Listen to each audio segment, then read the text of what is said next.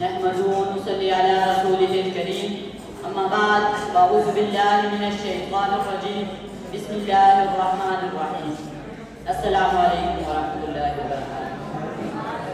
محترم اساتذہ کرام اور میرے قابل فخر ساتھیو، آج کا دن تاریخ کا ایک سنہرا باب ہے، یوم تاسیس آزاد جموں و کشمیر۔ یہ دن ہمیں یاد دلاتا ہے ان بہادر کشمیریوں کی قربانیوں کو جنہوں نے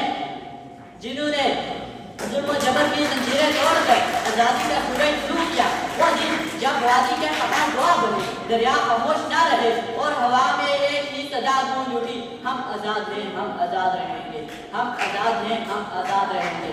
یہ وہ دن تھا جب غلامی کے اندھیروں سے نکل کر کشمیری عوام نے آزاد حکومت ریاست جموں و کشمیر کی بنیاد رکھی۔ یہ اعلان تھا کہ ایمان والوں کی غیرت کو زنجیروں میں قید نہیں کیا جا سکتا۔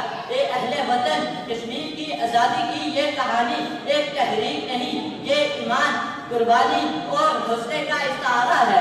ہزاروں ماؤں نے اپنے لہجے جگر قربان کیے، جوانوں نے ہنستے ہوئے سوزی قبول کی، مگر آزادی کے خواب سے دست بردار نہ رہے۔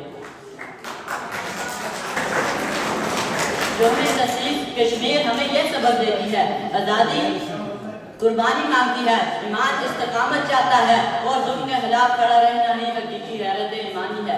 آئیے آج ہم یہ عہد کریں، ہم اپنے کشمیری بھائیوں کے ساتھ کھڑے رہیں گے، ان کی آواز دنیا تک پہنچائیں گے اور اس وقت تک خاموش نہیں رہیں گے جب تک کشمیر میں آزادی کا پرچم لہرا نہ جائے۔ آخر میں اقبال کے اشعار کے ساتھ تقریر ختم کرنا چاہوں گا۔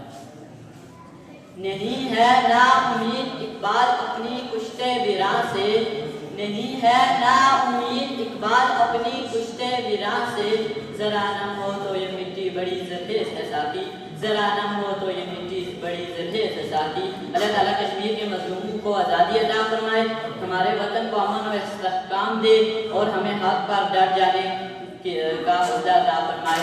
پاکستان زندہ باد، کشمیر زندہ باد۔